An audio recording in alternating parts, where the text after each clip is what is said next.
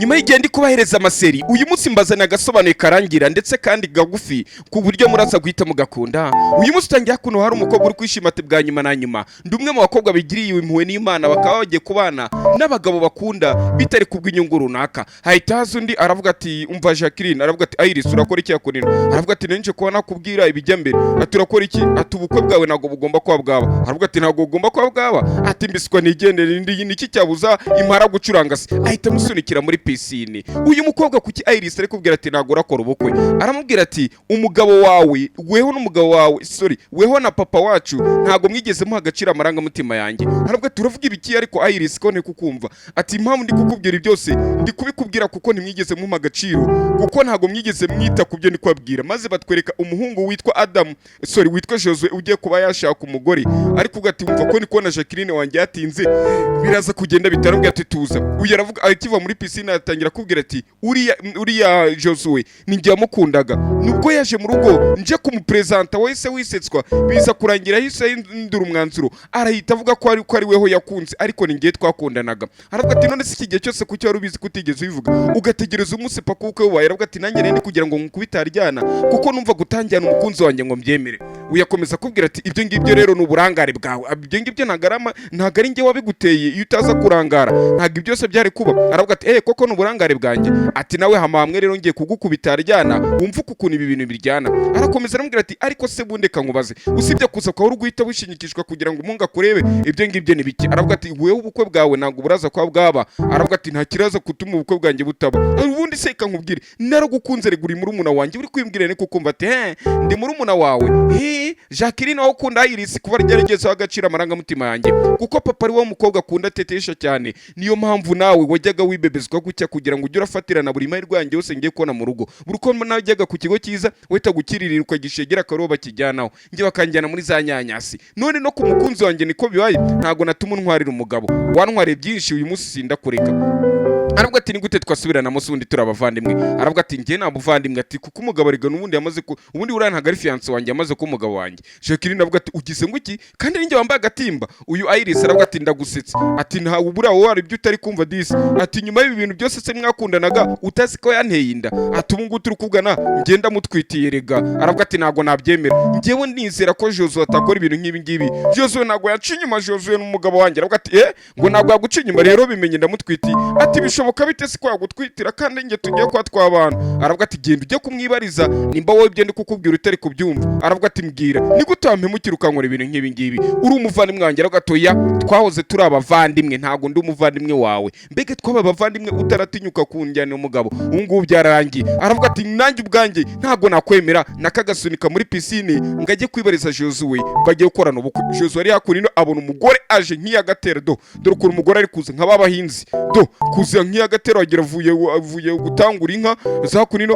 Arangije aravuga ati Josue ubu bukwe misemo ko bwahagarara. Ati kubera iki? Ati mama ubu bukwe bugomba guhagarara kuko Josue yancaga inyuma kuri murumuna wanjye Iris abari mu bukwe. Ati harahiye rero. Ati Josue ndeba, ahita mukubita n'urukira rwo ati ndeba mu maso hakana, ese nagwa ncaga inyuma. Umuhungu araceceka, umukobwa ahita yibwiriza aravuga ati ni ibi ngibi. Nuko umusaza aravuga ati we nibiki uri kuri hakunino. Uyu Josue aravuga ati umva ibi byose twabikemura reka turabiganira nyuma nshobora kugusobanurira. Aravuga ati oya ngiyo ntago nabyemera. Ati kandi waramukundaga. Ati ntago nigeze mukunda umukobwa yinyishinzagaho. Umukobwa araza ati cyane rwose warankundaga, ubwo ni Iris. Ahita avuga ati ikindi nturi kureba none se Iris nawe ntabyemeye waramukundaga. Uyu musaza atari ko nibiki biri kwera kunira wagihungwe ntago nakubwiye ngo ntuzambabirize umwana utangiye kumubaza ku munsi w'ubukwe. Aravuga ati papa ikibabaje nta nubwo wenda bakundanaga, ahubwo ikibabaje nuko yamuteye n'inda. Ati ubu ngubu murumuna wanjye nubwo ngiye kwana n'umuhungu ariko murumuna wanjye bamuteye inda uyu mugabo tugiye kubana.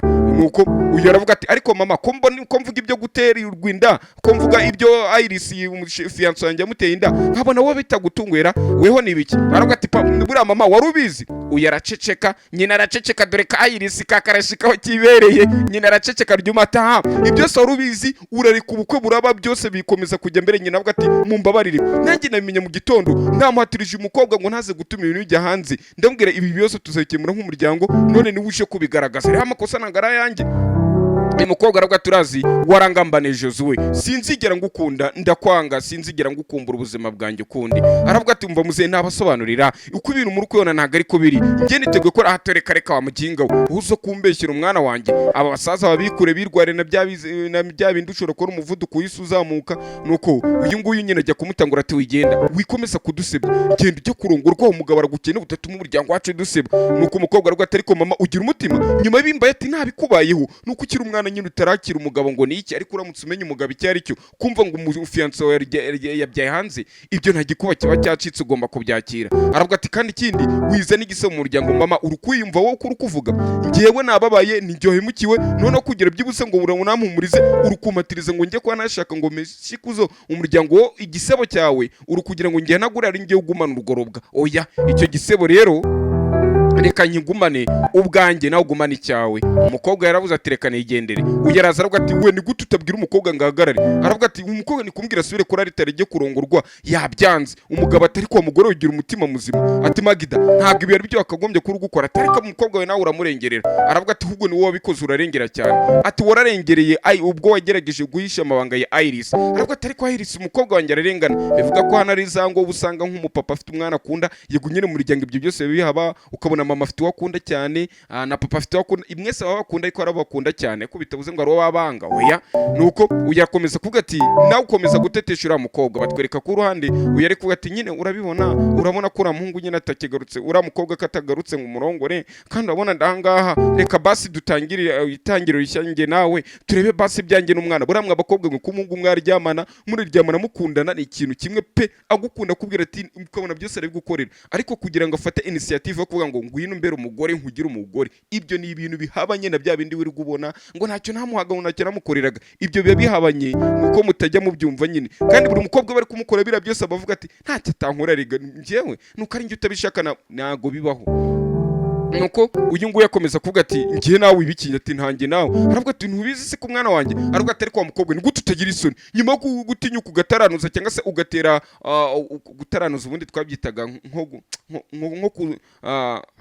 nko guca inyuma umuntu ikintu wenda acirikanyije amafaranga runaka ugahita wo utuma bamupandisha twabyita gutaranuza hari ikintu gutaranuza ngo ni kugira imyaka 30 aravuga ati nyuma y'ibyo ukoreye mu gapapa uteye mukuru wawe urumva wamutwara n'umugabo koko aravuga ati papa byose n'amakosa yawe uriya mukobwa waramukundaga icyarire cyose ukakimuhereza niyo mpamvu nanjye naharaniye umunsi gufata uburenganzira bwanjye kandi nanone umugabo azaba wanjye ati garukira ngo wagikobwa umusaza za rusoka zitangira kumutera ahita asaba ko wamujyana mu rugo kugira arebe karaza koroherwa aka nagasone kuyu munsi mbatiyemo nyamuneka bana natwe umukobwa agiye kwakana ngo agenda afate n'igikapu ngo ari kuzajyana muri harimuni umusore araza aravuga ati Jacqueline yako njye nabitwa bikemura aravuga ati njye nawe nta kintu gihari cyo gukemura ati ibi byose rega nakubwira uko byagenze uko byatangiye aravuga ati njye naguye mu bishuko umukobwa ati nago nakwizera gute uri umugome waciye inyuma kugera naho twarinze dukora ubukwe ibi byose wari ubizi ndetse na mama yarabizi na murumuna wanjye Iris yarabizi mwese mugira ikigorye nimwabimbwira nakongera kwizera abahungu bute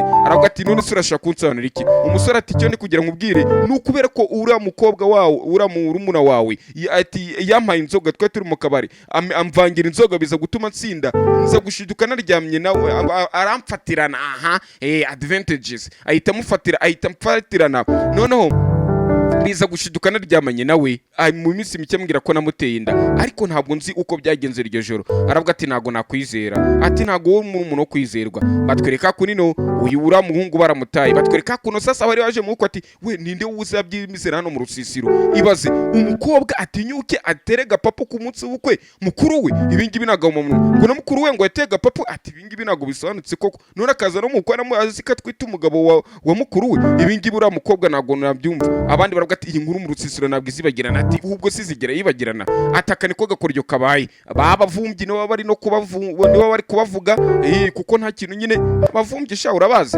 bakomeza kuvuga ati iyi nkuru izadora ku mutima ndetse sinzi nimba barabazongera ku muryango ariko we karaga kupure bari banaberanye ntimwabibonye ati cyane rwose batwereka ku ruhande uyu mugore ari kubaza musaza wa abakobwa avuga ati none mushiki wawe Jacqueline nago ugeze umubona ati nago nigeze mubona ariko mfite ibyumviro bibi ko Jacqueline uko ashobora ko atameze neza ati gute ati kuko Jacqueline nagiye kumureba ati nagiye kumureba mu modoka ngo ndebe ko ari yari nsanga imodoka ye ntabwo yari njye no mu cyumba cye ndamubura atariko ati none ibintu bye ati ibintu byose biracyari atega rwose ibintu bye biracyari ati ubwo nyine byende by'abana byo kurakara arahita agaruka aravuga ati mama ese uri kuyumva uko uri kuvuga ariko siko wagira ngo Jacqueline mushiki wanjye uramwanga wagira ngo ari n'icyo mupfa mama rero ndi kubona njye nta kintu mfite cyo kugana nawe ndabona utari umubyeyi muzima cyangwa se umubyeyi nyamubyeyi batwereka ko ino sasa mukobwa Jacqueline yavuye nko muri Kigali ajya kwiturira nka Rubavu none batwereka ari umuhungu bari kumwe witwa Ibrahim aravuga ati umva mubyara wanjye agahinda ko ahuye nako ndakumvisha ubwo amaze kumbwira uko byamugendekeye ubu koko byagenze yafashe urugendo yigira mu wundi mujyi batamuzi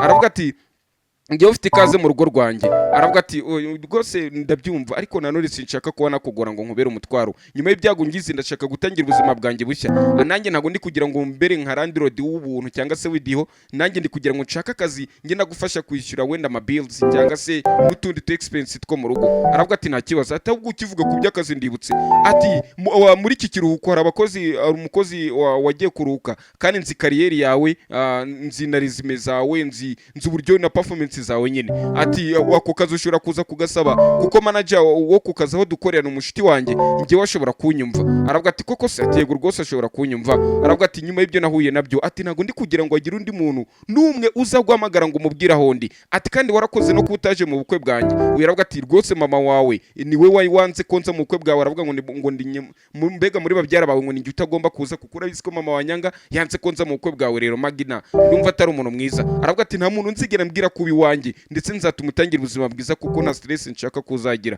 aravuga ati aho ngaho uzaba unkoreye atariko nanone ese ako kazi karishuwa aravuga ati yigo rwose kuko tumaze icyumweru mu mwanya bari gushaka umuntu rero ndahita mbwira manager kuko manager cyangwa se boss ari inshuti yanjye CEO wacu ndebe karasa kuguwo mwanya aravuga ati umahirwe nda profita aravuga ati ndashaka ko ubuzima bwanjye nyine nta telefone nitaba nta bantu biriya nitaba muri uyu mujyi nta muntu n'umwe uzigera umenya ko mbinaha ntangira ubuzima bwanjye bushya from scratch ndebe ko arahandi hantu byibuze nza kuba nazigeza nanjye iby'urukundo namaze kwa nabivamo batwere kwa musore bari kuzabana witwa Joshua ari kuvuga ati uriya mukobwa nagerageje kumamagara ariko biri kwanga uruko ari kugerageje kompoza nimero ye bari kuvuga ngo siga ubutumwa numva inanga ibi nago nabivamo kuki atari kunyitaba uyu muri umuna waramubwira atari ko wenda nago urukumva uriya mukobwa nyuma y'ibyo wamukoreye nyuma y'ibyo yanyuzemo wabona atari yiyakira ahari nicyo gihe wenda nawe yakwikuyemo kugira ngo hamaze ati nicyo gihe ngo nawe urebe ukuntu watangira ubuzima bwawe bushya wenda uri kumwe na Iris cyane ko Iris agutwitiye wenda ukareba kuri mwana agutwitira aravuga ati yerekera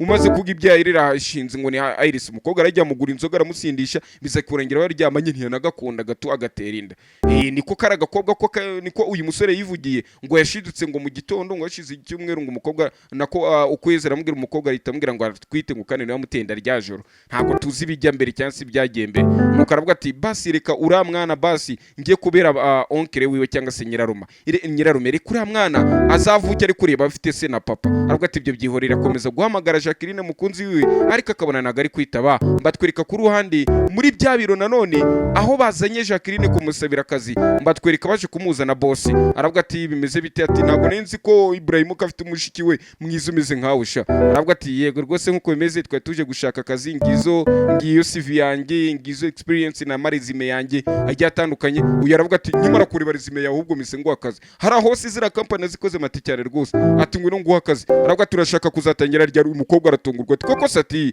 ati mbwira ushaka gutangira rya nyamukobwa ati uyu munsi ati nkurikira nge kukoreka ukorera nimbuhisemo gukora uyu munsi rero ndagira ukurikire batwereka muri umuna wa Joshua aje hakurino aje gura na Iris akomeza kwibebeza ati none se mukuru wawe nta kintu ngeza kubwira nyine nibiki bijya mbere ese basi nagwari yari yiyakira aravuga ati mu bigaragara rero umutima we uracyari kure cyane bisa nkaho atari yiyakira uburyo situation imeze ati kuko yarakomeretse uyu mukobwa ati ningi ibi bintu wabikomerekeyemo ningi wibabariye mu guta umukinga ati nyuko akavuga ngo niwe wabikomerekeyemo ati wowe kureba ko ufite inda ariko namupropose ndamubwira ngo ese ati wamupropose umbwira ngo iki akahita kamuce mu ijambo ka Iris ati wagerageje kumubwira ati yigo nyine nibyo nagerageje namubwiye ibyinda uko yazafata inshingano ati mbwira yahise avuga ngo iki aravuga ati nyine yahise ambwira nyine urabona yahise ambwira nyine ngo ngazafata inshingano ku mwana ibyo ngibyo arabyemeye ati no azafata inshingano ku mwana none ngewe rero azafata uyinda nanjye ubwanjye nayirerera none se ngewe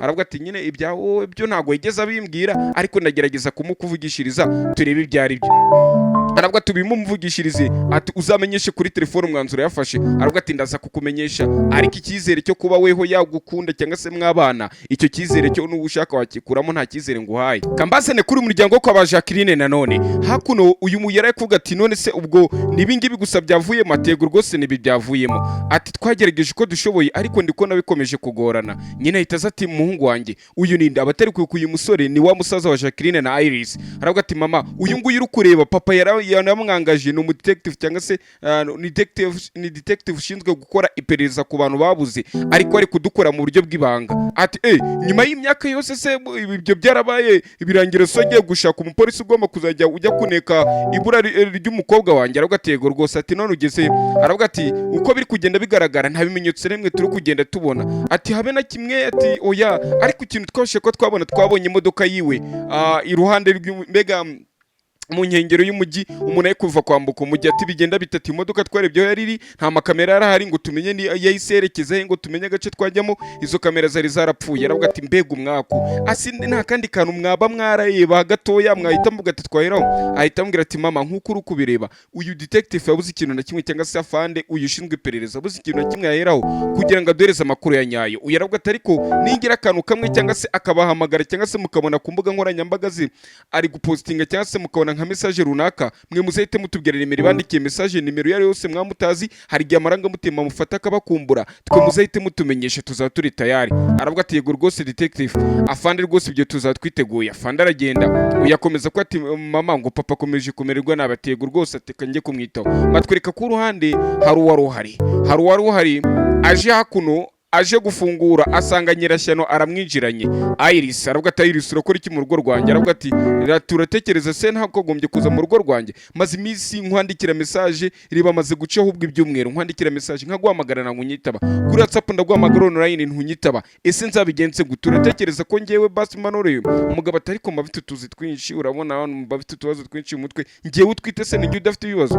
Aravuga ati okay ndakumva. Ati ntabwo unyumva, urunyumva akabaye waranyitabye ukamenya no ku mwana wawe ameze, ku mwana wahagaze, byibuze byari ko ari by'agaciro kuruta uko wavuga ngo urakora telefone ugatumva wimereze urwitwazo rwawe. Ndabizi ibyo ugiye kumbwira, ati ariko nyirabizi naragerageje ibyanjye nawe ariko urabizi ko bitavamo, njye nawe nta kintu cyavamo. Aravuga ati none ubwo bizagenda bite? Ngewe ngiye kuba nyakamwe noneho, erega nanjye ndi guca mu bintu bitoroshye. Reba wakagombye byibuze gufata inshingano kuba ati uri umuntu w'umugabo ukavuga ati kubw'umwana wanjye basi reka nkora iki ngiki. None reba umwana agiye kuzakura ari wenyine, umwana yakabaye azakora wenyine, ariko ibyo ngibyo simbishaka. Sinshaka kuba ndi single mother cyangwa se ndi umumama wibyipevera cyangwa se umumama wipevera ibibaza. Aha ni gutyo nabyita.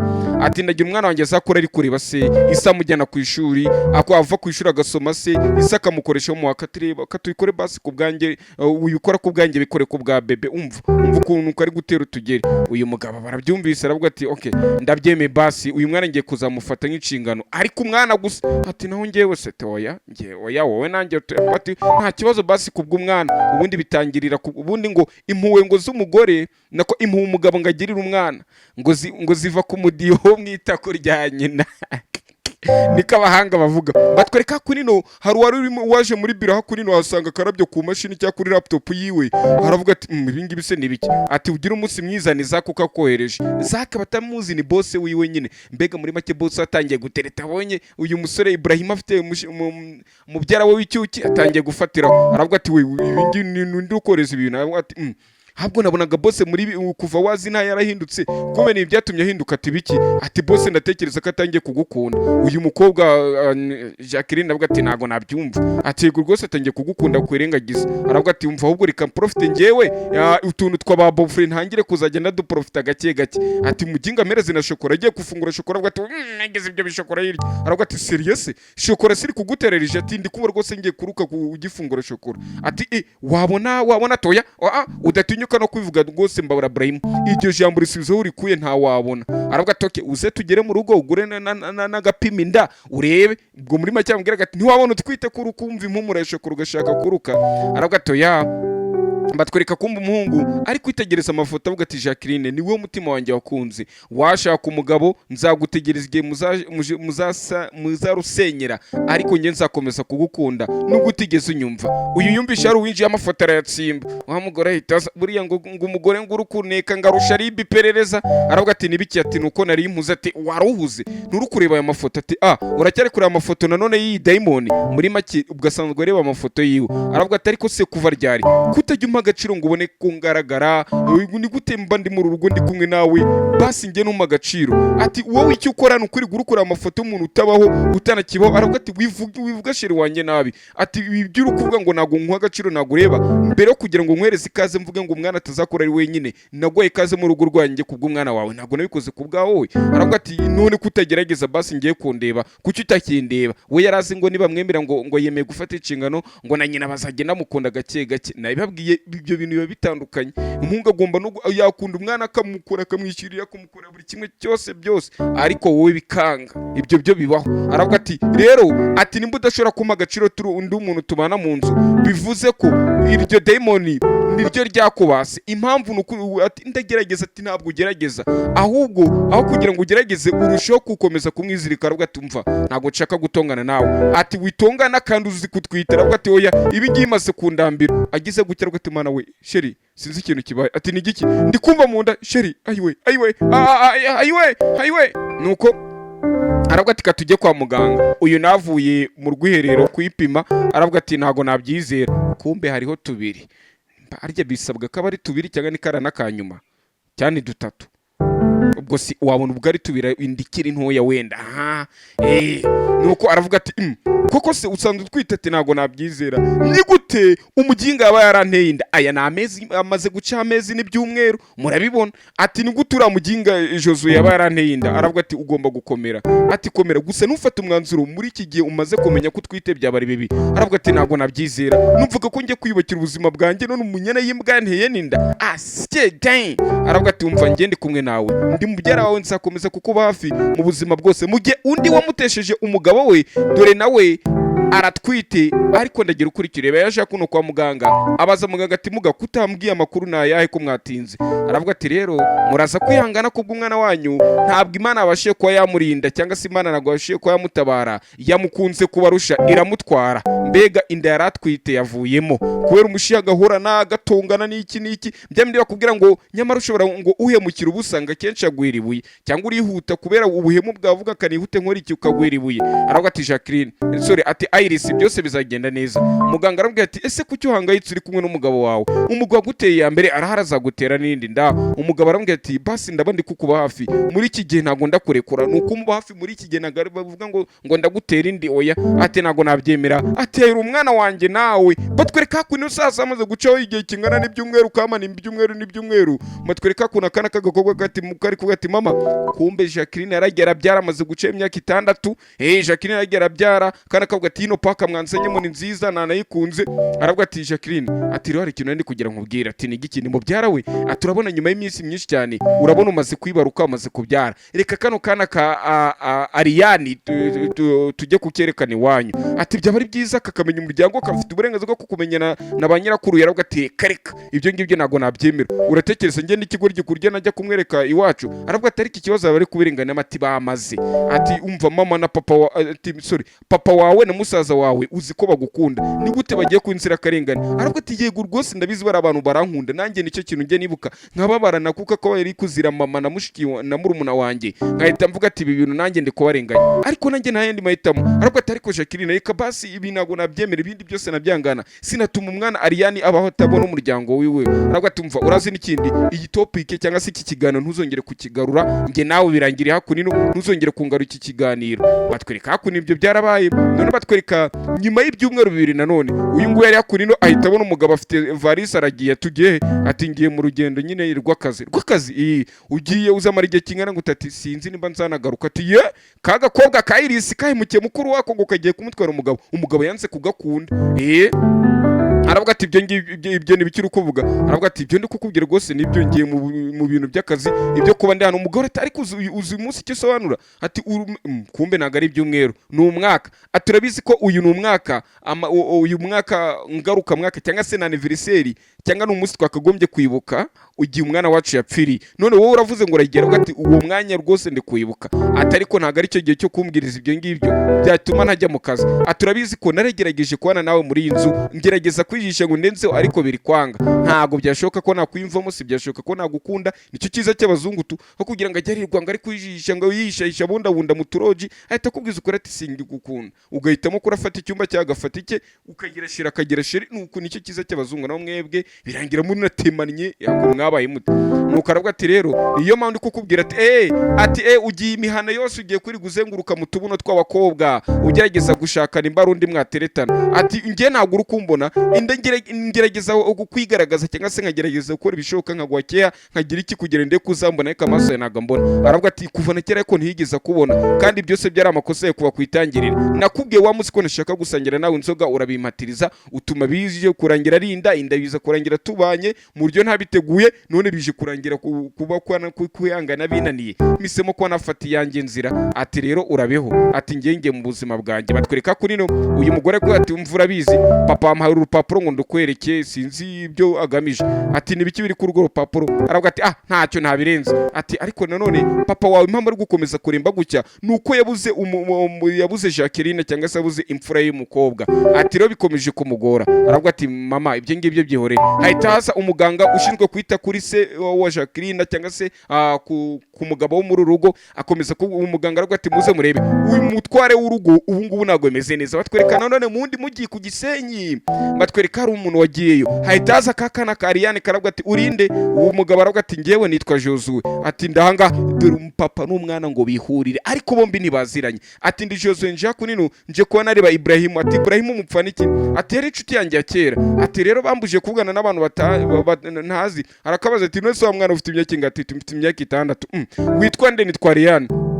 Ati ukunda ibipupe cyane? Ati cyane rwose ndabikunda. Ati ariko nyine mbikubwiye ntago ngomba kuvugana n'abantu ntazi. Gwa mugabo yihindukiye arebye inyuma karakana abona ifoto ye Jacqueline. Aravuga ati urasi Jacqueline? Aka kana gahita gashyanuka ati ura ni mama wanjye mwiza maze narankunda. Ati mama wanjye ira ni ifoto yese ukureba ko nawe ari mwiza. Uyu mugabo arikanga, nuko hahita haza Ibrahim sasa mubyara we wacumbikiye Jacqueline. Nuko akomeza kuvuga ati Ibrahim ndagira ngo mbwize ukuri, ese koko Jacqueline aracyari muzima? Jacqueline aba hano? Jacqueline murabana? Aravuga ati ujya ibyo urukumbwire ntago ari byo. Ati kuki uriya mwana Ariane numvishe ari kumwita ngo ni mama wiwe? Aravuga ati uyu mwana rero naramwadobse kumburaho nazahera mubwira ko namwadobse kuko ndi umugabo nyine. Ndavuga ati basi nta hantu nabihera none mubwira ko ujya ari mama wiwe nyine. Ni ifoto njya muferesha cyangwa se njya mubeshyeshya kugira ngo abyumve cyangwa se abyizere ko ari mama we. Ati gusa ariko nanone aho gusa urakora iki nawe? Aravuga ati hari akarakana nabonye, hari hoteli bambwiye gukora finissage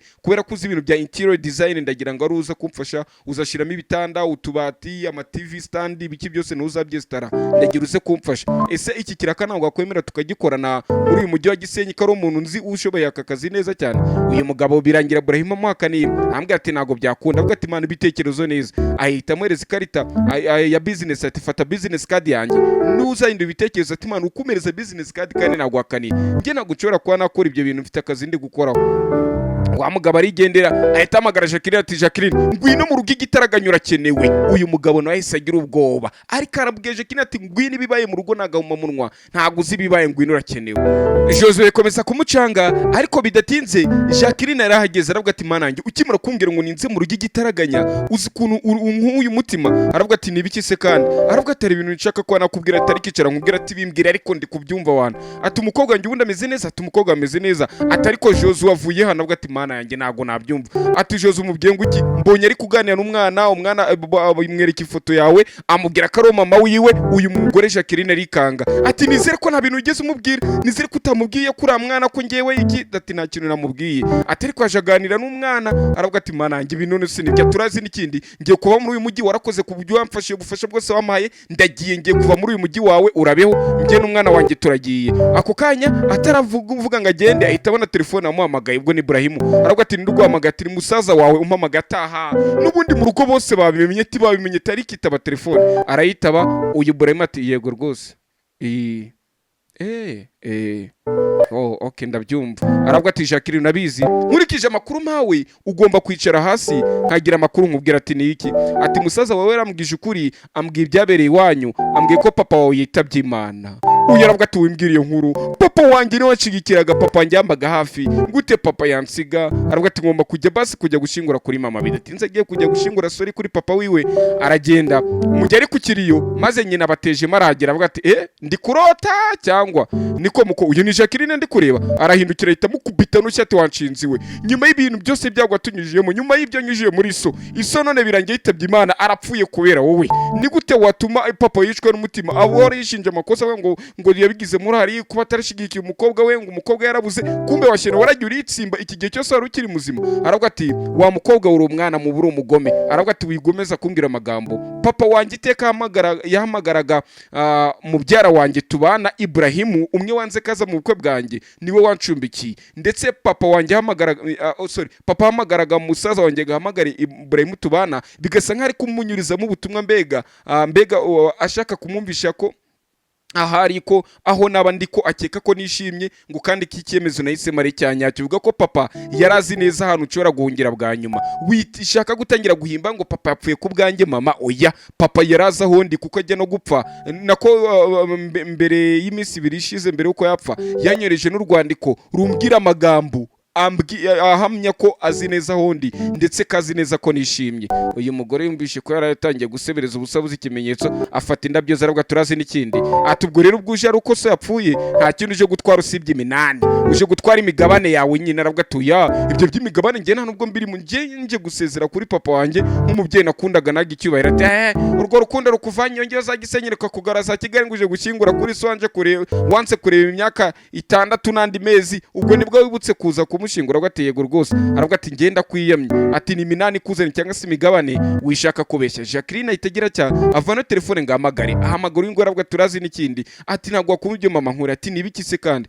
ati nyine ndabizi ko bitaboroheye abari kugutuka ngo warumaze iminsi he ibyo ni ibintu bisanzwe. Aravuga toya mama ngeri kunshinya ngo naje gutwara imigabane gusa ngo naje kugabana ngo ngahita nigendera ngo mbega amafaranga ya papa nzanye ngo nta kindi. Uyu aravuga ati kandi ibyo by'amafaranga ntabwo ngiye mbyiteyeho icyo nito nuko papa wanjye nari kuza kumusezera. Maze Ibrahim aramubwira ati yego rwose nubwo amafaranga utayitayeho ariko ntuyatsibuke ubwe ngo mugumane amafaranga yanyu oya ufite ubungubu inshingano ufite umuntu ubereyeho kubwe nyine hari umuntu ubayeho kubwawe umwana wawe Ariane ubungubu ugomba kwemera ntiwivumbure ngo ntugabane ko ayo mafaranga uyafateho. Aravuga ati kandi umenye ko ibigi ntagaro ugiye kubyikorera tugomba kwikora Ariane. Uyu maze Ibrahim aravuga ati rero nge na Ariane tugiye gufata indege tuze tukurebe byaba ari byo byiza. Aravuga ati okay basi byaba ari byo byiza kuko nanjye ndashaka kubabona ndikumva nkumva Ariane ati turaje umure tugiye gufata Rwanda tukugereho nabo batega Rwanda indege ziri abazita Rwanda indege zose zo kwisi zitwara abakiriye abagenzi bazita Rwanda.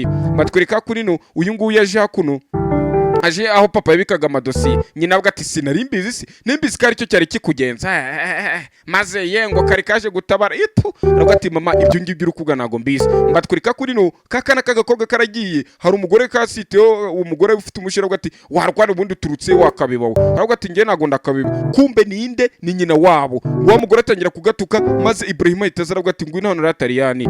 Arebye Ibrahim abona aramuzi nuyo ahita avuga ati ndikira umwana. Aravuga ati umwana wawe wamubyeyi gute wamubyaranye nande. Baravuga ati nibyo turi kumva nibyo cyangwa niko muko uyu mwana n'uwawe koko Jacqueline ati yego rwose n'umwana wanjye atamubyeyi gute asiti nyine wa munsi bwo ubukwe bwarangiye nahise nigenda nshaka ikigabo kintera inda nuko byagenze nyine nuko abandi babatangira kumuvugira ati umugore ajya hirya iri imbere ngamwiyereke. Aravuga ati nukuvuga nyuma y'ibira byose byabaye wahise ugenda ushaka ikigabo ku muhanda cyari cyo cyose. Aravuga ati reka ugiye gukora uburaya utangiye gukora uburaya bahitaho gutera inda ubuvamo mbega ari kushaka kumuhagata nyine amushaka kumusereza. Uyu aravuga ati ibyo bavuga byose nge nago mbyitayeho ikizima nge nuko ibyo ngibyo nakoze nagiye kuryamana n'undi mugabo nandi kugera nihorere ko nanjye Jozo yanciye inyuma akaryamana nawe ibyo rero byarabaye ni umwana wanjye naramubyaye nuko nguko ariko twe tuzi ko uyu mwana karuwa Jozo we nuko uyu nguyu yakomeza ko ati mba uko nguko bimeze ati nakunda. Aravuga ati mva rero be byiza wo kwera kuri kutunukira muri uyu mujyi wacu subira iwanyu ku Gisenyi twe wikomeza kutubera muri Kigali ubu ngubu ukuri kwireba ni ntoya uko tugenda niki ubwo rero niyo mpamvu ndi kukubwira nta mwanya uri muri Kigali gira tuvire muri Kigali. Aravuga ati kandi ikindi nanone ndatekereza ko hano ntaho kwishimira aba ari njye aba ari mama twese no kwishimira. Aravuga ati iyi bisabirasabirana rwose mukuriye kuba mu mwembi muhuje umugambo umwe. Ibyo se sibyo? Nuko uyu nguyu yaravuga ati kandi urazi n'ikindi wowe n'umukobwa wawe ntituzongere kwabona inaha. Aravuga ati ariko ufite ubwoba. Umukobwa arasubiza ati ubwo ni Iris ngira ubwoba. Ubwoba bw'iki? Ati bisa nkaho ufite ubwoba ko umugabo wawe ko nambona ari we naguhariye wa mwanda najugunye nka ujugunyaho. Ati uwo mwanda we nagoye umugabo rero ufite ubwoba ko numbona urahita unsarira. Aka karavuga ati mama nyumvirira ishyano njyewe ubwo surabona umugabo ufite ubwenge wantaka gusanga yabarinde. Nuko uyaravuga ati nimba atari ubwo ufite n'ubwiki. Aka karavuga ati ahubwo ufite ubwoba ahubwo ufite ubwoba ko umugabo wanjye nakubona warabyaye ikinyendara. Ariko ibyo bintu ntukabivuge warabyaranye n'undi ntukabwire ikinyendara mwajye mugira kuko umutima wa kimuntu. Nuko akomeza kuba ati ufite ubwoba rero ko umugabo nakubona gutyo arahita ubona waracupiye. Arati ndeba neza ko bazi ko yira hejuru reba umugore ushitse ni njyewe reba ariko uburyo nsigaye nsa urebe nuko wisa. Aravuga ati umva njyewe ikintu ndi kukubwira nuko ntakiri ku rwego rwawe. Aravuga ati none nimba utari ku rwego rwanjye ku kindi ko ufite ubwoba ubona mama wanjye ariko mufite ubwoba mwantinye kandi imigabane yanjye kwa papa ndayikeneye kuri konte yanjye. Imigabane yanjye ndayikeneye nzi Minani yansigiye ifite nayo hure n'urwandiko yanyoreje ndayikeneye kuri konte yanjye. Uyu nguyu nyina itangira kumubwira ati ariko se mwana wanjye urabona ura mwana ari uwe ari uwa Josuwe. Ati oya aramutse ari uwa Josuwe cyaba ari igitego nsinzwe mama none naba nguye miswi. Aravuga ati ntago byashoboka. Batwereka none ku ruhande uyu mugabo ari kwigendera Josuwe kakana kari kwikinira nimbarama bigi nimbari biki wa mwana yo gukina ageze hakunira ubwo kuri uyu mugabo. Aravuga ati ati niko ariko shanda kuzi kakana ko ati nawe ndakuzi. Ati umva mfasha iyi bombo yanjye manze nafunga amaraso. Uyu arahita azaribwa ati mwana wanjye Ariane tugende. Aravuga ati mama reba wa mugabo nakubwiye Josuwe niwe uyu nguyu. Josuwe itabona akakana kari kumamagara ngo nyina bari baramubeshye ngo numwana badobuse ngo bakamwereka ifoto ngo yanuza yitwa Jacqueline. None dore ko kuyumvika ari kumwamagarira nyina ahita hamagara Ibrahim. Ati Ibrahim mujyana umwana. Atari ko we mwarambeshye asigara ati mbwiza ukuri mwana si uwanjye. Aravuga ati mwara mwana nagaru wawe. Ati mbwiza ukuri ngenda bisikari nge mugabo wa mbere wakwinjiye mu mubiri ubwo murukubye ninge wahaye ubusugi bwawe. None gute wavuga ko atari umwana wanjye? Ati ura mwana n'uwanjye ngenda bizi ndetse nkurikije imyaka mfite n'ingiye twatandukaniye ari nge wagutwaye ubusugi. Arahita ambwira ati reka kwa waranyinjiye mu mubiri bwa mbere cyangwa se nka ubusugi bwanjye ntago bigwereje uburenganzira bwo kuri mwana ari uwawe. Ibyo ngibyo urukweshye cyane nyamara twe tuzi ko ari uwe. N'uyu mwana aramuhaye bombo ngo reka lollipop nyine yabombo ku gateti mfasha mfunga amarase iyi bombo yanjye. None uyu mugore atamubwira ati nyuma yaho wabaye wa mbere kunyinjira mu mubiri ariko siweho ngo wenyine ngo wahozeho hari n'abandi bagiye baza benshi hakuru nyine umugore wari kugira ngo agusembura akakumvisha ukuntu nta mugabo kurimo uripu. Aravuga ati hari n'abandi benshi bagiye baza ndetse wikomeza kuyitera amajeki wumva ko nyuma yuko twahuye nta wundi mugabo nabonye wenda abari wewe. Aravuga ati kandi ikindi mvira mu buzima bwanjye n'umwana wanjye cyangwa se njye kukurega kuri polisi. Areba yabombo y'agataka kana kari kamaze kumuhereza ngo nagafashe ngo ngafungure ukweto. Ahita avuga ati ibi byo biraza kumereza basi rezilita nziza. Batwereka ku ruhande nanone uyu mwana ari kuvuga ati mama ese uriya mugabo Josuwe yaba ari we papa wanjye? Nyina avuga ati reka ati Josuwe nabonye ari umwana mwiza abaye na papa wanjye cyane ko njye ntafite papa nk'abandi bana twigana njye byaba ari byo byiza. Aravuga ati humura mwana wanjye kizimura mfite nanjye ndagufite dufite na Ibrahim twese turishimye si byo byiza.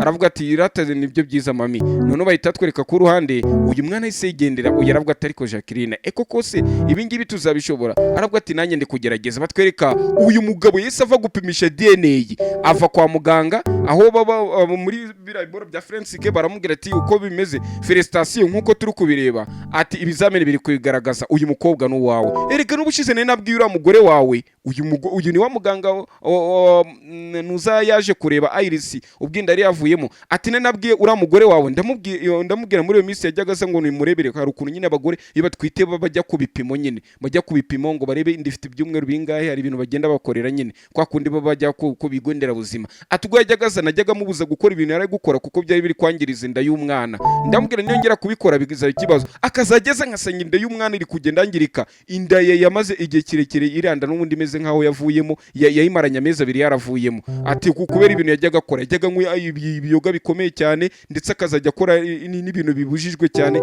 Urabizi hari ibintu umubyeyi aba atagomba gukora yaba amafilime ateye ubwoba. Ibyo byose rero ni ibintu yakoze. Aravuga ati none se ati nta ubu buretse gato ati urambwira ko uramusi mwaje se hano ngo tubarebera inda aribwo yavuyemo. Aravuga ati kuko aravuga ati yego rwose nibwo iyo ndavuyemo. Aravuga ati ubwo yaba yarakubeshye kuko yaramaze amezi abiri zikinda atazayibyara ko umwana ko yangirikiye mu nda. Aravuga ati mana yanjye maze igihe kirekire narishinje amakosa nzi kuri mugore ari byo byabaye mbibutse bijya kuba uyu mugabo warukuna yari kumucyurira umugore abitabwira umugore ati umva mere neza iyo ndi itaza kugira ikibazo. Wa mugore ahita yirwaza kugira umugabo yishinje cyaka ari ubiteye. Umugore ahita yirwaza bagiye kwa muganga baravuga ati umwana si muzima, kumbe inda yari imaze igihe n'ubundi umwana yarangiritse nyine yarangirikiye mu nda. Nuko uyu nguyu araza kunavuga ati buretse gato ati wari uzakomeza kumisha amakuru kugeza ryari ataye makuru ati wari uzakomeza kumisha amakuru ko umwana yaragupfiriye yari yarapfuye na mbere wose ryari watumye nishinje amakosa mara mezi n'amezi narishinje amakosa kandi wari uzukuri. Wiravuga ati nyine umbabariye kubwara ako kantu kabaye ati nyine nakunda. Avuga ati urazi n'ikindi nge maze kukurambirwa mugore we. Aravuga ati ngiye ikindi kandi sinyishoboye kubana nawe. Aravuga ati impamvu udagishoboye kubana nanjye nuko umenye ko Jacqueline yagarutse sugiye gusanga Jacqueline ati nabyo warubizi utambwira ko nabyo warubizi ukicecekera. Ati wose ntiwarubyizi kutarubanje kubimbwira se ko Jacqueline yagarutse nawe rero ntago uri umwere. Aravuga ati ngiyewe ntago nyishaka kubana nawe ibyanjye ne birarangiye nakwihanganiye kenshi ngerageza kuba narenzaho. Aravuga ati ngi nawe nta mutakatifu urimo kuko nawe ubwawe warutangiye kumbeshyira. Aravuga ati mva ibyo ushaka kuba byose birakureba nge sinyikundana nawe sinyishaka kubana nawe urabeho orevar.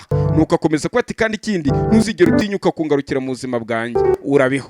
Nuko uyu nguyu aravuga ati mana yanjye sinzi impamvu namenyanye nawe. Uhita kuri telefone ahita hamagara ati bimeze bite ati mwamenye Jacqueline ari kuba agahoteli ariko muri iminsi mu gihe ategereje ko tuma imigabane yo kuri konte. Bahita bambwira ati imigabane twamaze kumwohereza kuri konte. None se hoteli yo kuraramo murayizi? Ati cyane rwose hoteli yo kuraramo turayizi. Barayimurangira aravuga ati kanigireho maze imbere kukuntu umuginga nanjye ngiye kumwihoreraho. Uyu ari kujya kuri iyo hoteli Jacqueline yo kuraramo ahita ahura na Jacqueline amubwira ati sinakuyamye kuza iruhande rwanjye cyangwa kukurega kuri RIB mvuge ko urukumbangamira. Uyu aravuga ati wari uzambwira ryari ko Ariane kari umwana wanjye. Aravuga ati ibyo byibagirwe nakubwiye ko Ariane atari umwana wawe. Ahita amubwira ati dore ikizamini mvanye kwa muganga cyo kipima sano kigipimo sano kiragaragaza ko uri mwana ari uwanjye. Ati nanjye icyo nshaka nuko nagira umwanya mu buzima bw'umwana wanjye Ariane basi nimbo bitakunda. Aravuga ati nyine ibi ngibi byarabaye waramemukiye ntago nshaka kubikubwira. Ati rero mvira mu buzima. Undi araza ati nari nzi ko ndanabasangana. Uyu aravuga ati ubundi nka uragenzwa n'icyo washitaniwe. Uyu we ni shitani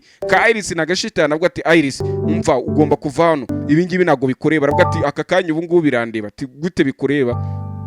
Iris akomeza kuvuga impamvu ndi kuvuga ko bindeba. Ati wowe nta kintu kikureba nakubwiye ko ugomba kumvira mu buzima bwanjye waje kwisunga kuri ngewe uramfatirana kubera ko wabonaga ko Jacqueline yari yaragiye. N'ubu ngubu Jacqueline afite umwana. Ati rero ko Jacqueline afite umwana umuryango wacu uratangiye. Aka karagwa ati buretse gato mufite n'umwana se? Ati yego rwose dufite n'umwana toke mwembi muraberanye mukure ku gikuzimu karabasiga. Uyaravuga ati rero icyo nshaka basi mbabara umpereze uburenganzira ngira uburenganzira ku mwana wanjye. Uyu mugore imitungo yase ngo bamaze kuyishira kuri konti. Aravuga ati impamvu ibingibi mbikwemereye mbikoze kugira ngo impamvu nkwemereye kujya kureba umwana cyangwa se uwinjira mu buzima bwe mbikoze kubw'umwana se kubwanjye nawe. Aravuga ati kandi kwirebera umwana ibindi bizaza nyuma. Twasize uyu nguyu iminana arayifashe cyangwa se imitungo yo kwasa arayifashe n'umugabo aramusubiranye. Singe wahera hahera weho ku mwanzuro wo gukanda subscribe. Imana ikomeze kukurinda.